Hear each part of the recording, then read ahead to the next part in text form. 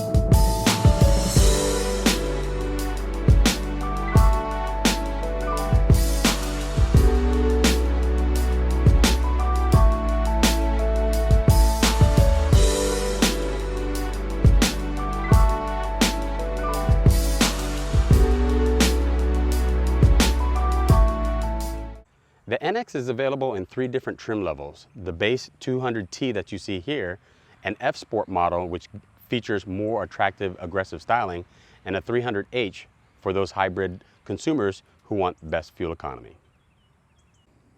In the front, you'll see Lexus' distinctive front end. There's no mistaking this is a Lexus by its huge front grille that looks like an hourglass. This particular model has the LED headlights as well as LED daytime running lights.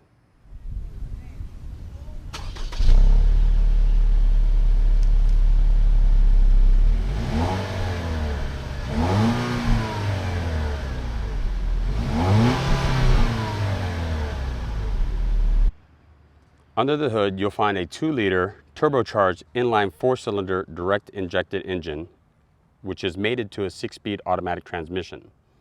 The engine produces 235 horsepower at 4,800 RPMs and 258 pound-feet of torque at 1,650 RPMs. The NX is the first Lexus vehicle to feature a turbocharged gasoline engine here in the United States. It uses a twin-skull design for reduced lag. The NX features Lexus Smart Key technology. What that means is as long as you got the key in your pocket, you don't have to use your key to unlock and lock the doors like most traditional cars.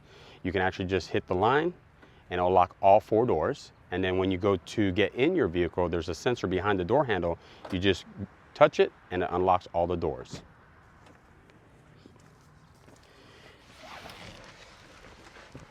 Now, getting into the vehicle is pretty easy. As you can see, the door opens pretty wide. You have a fairly wide opening. The driver's seat features 8-way adjustability, so front, back. You can adjust the thigh support, the height of the seat, the angle of the back of the seat, and then you also have lumbar support for your rear back.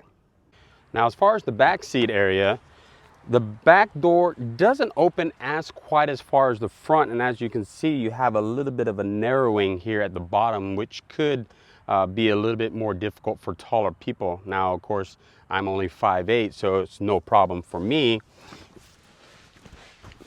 And once you get in the vehicle, you've got actually plenty of room. This is my driving position here. As you can see, I've got plenty of leg room here, and pretty decent headroom as well. So I could easily sit back here for a nice long road trip, no problem. So in the back seat, you've got plenty of room, as I mentioned. You've got this nice brown leather. You have a center armrest with cup holders that pop right out. Okay. One of the nice features of this vehicle is that the back seats can actually angle back a little bit, so for long travels and trips, you can be nice and comfortable with, again, plenty of leg room, plenty of headroom, and you can actually kind of relax back here. In the back, you'll also see some AC vents.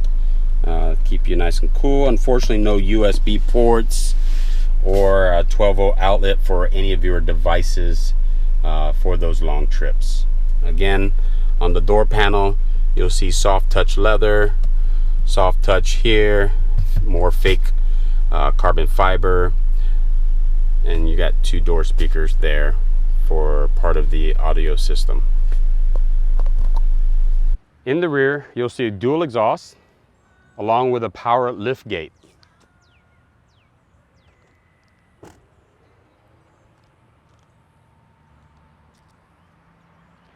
Cargo capacity with the seats up are 17.7 cubic feet. Cargo capacity with the seats down are 54.6 cubic feet. One thing I wanted to note is with the sloping roof line, it does cause the glass to be fairly narrow, making rear visibility out of the rear window pretty tight. Also, you have a big blind spot area here on the passenger side as well as on the driver's side as well. Now shutting the door, you get a pretty good solid feel to it. You've got nice soft touch leather here, nice soft touch here. You got some fake carbon fiber here. You got 1 touch for front and 1 touch for rears. You've got your door locks and then your side mirror controls. Again, the dash layout is pretty nice. To start the vehicle, you actually put your foot on the brake and push this start stop button there. As you can see, you get a little nice movie trailer, so to speak. Now the gauges there look pretty nice. Very similar to the RAV4 as far as the center display. The center screen is actually a 7-inch tablet style screen. It's not touchscreen, however. You actually have to move everything with this rotary dial here, which is pretty intuitive. Once you select an item that you want, you just push down on the knob and it goes right in. You also have quick access menus buttons here for the audio, the menu, as well as a couple of other buttons here for volume and scrolling to the different radio stations. Now here you have your different drive modes, and if you notice on the center display, you can select Eco, which is going to be where the vehicle upshifts more quickly to help keep the RPMs down, improving on fuel economy. You can go to Sport, which will have the RPMs stay up a little higher and gives you a more sporty feel. Or if you push the knob down, you put in normal mode, which will kind of give you the best of both. As you can see, you've got your standard steering wheel controls. You've got your headlight switches over here, as well as your wiper stock over here.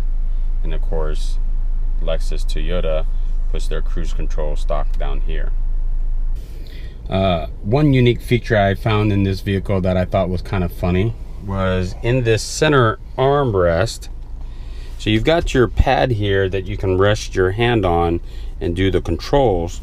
But if you look here, there's this little tab.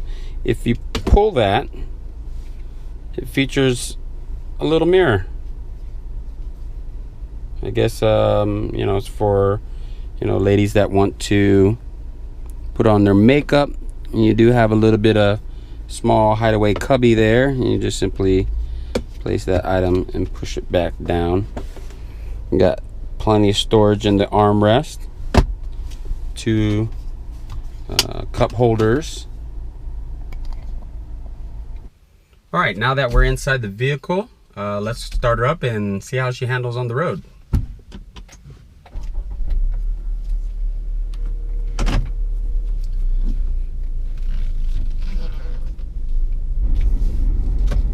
like all Lexuses, it's nice and luxurious, nice and quiet. So in this vehicle is going to feature dual climate auto controls. So all you have to do is set the temperature, and then if your passenger wants a different temperature,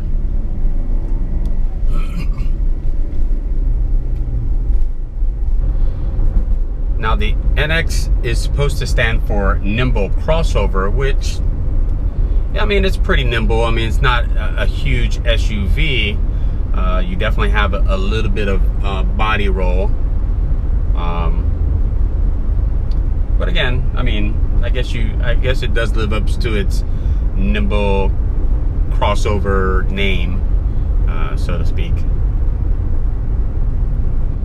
One thing that's surprising that I find in this vehicle, when this vehicle was introduced in 2015, it had a base price of $35,000. Now, you know, you could obviously add more features to it, but for $35,000, you don't even get a sunroof in this model, even though you've got leather everywhere, you got fake carbon fiber, a 10-speaker audio system, Bluetooth, but no sunroof.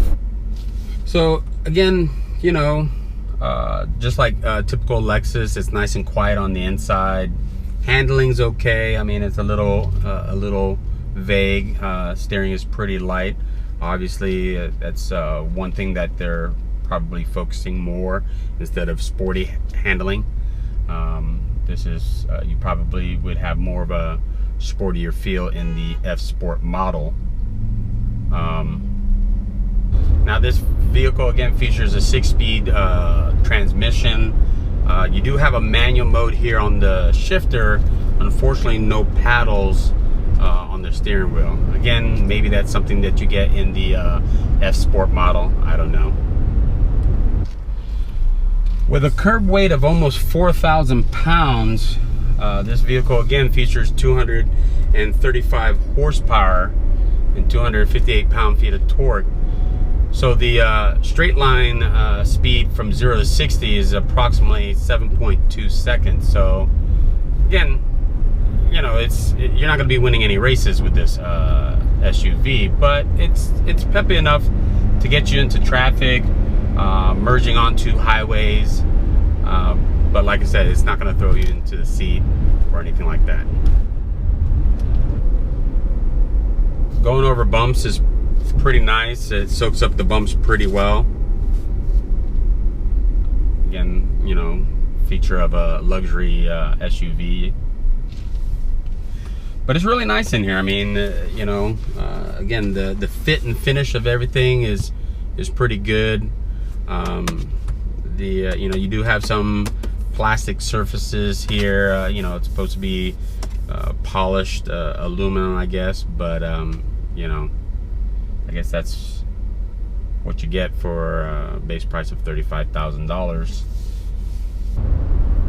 Again, as you can see behind me, the rear view window is a little narrow, kind of hard to see out there. And as you can see, you know, back behind my head, you got that big blind spot there, as well as on the passenger side as well. Luckily, you've got nice big side mirrors to help compensate for those blind spots back there. One feature about this vehicle that's kind of nice is it has the electronic hold brake. So if I hit the hold button, now when I'm at a stoplight, I can actually let my foot off the brake and it'll actually keep the vehicle stationary. And then all I have to do is, when the light turns green, is step on the gas. It actually releases the automatic brake and you start going forward. So I hope you enjoyed this review of the 2015 Lexus NX200t. If you like this video, hit subscribe, hit the thumbs up button, and also hit the notification for my next video. I look forward to bringing you more content, more videos on upcoming car reviews. Hopefully I'll see you at my next video. Thank you.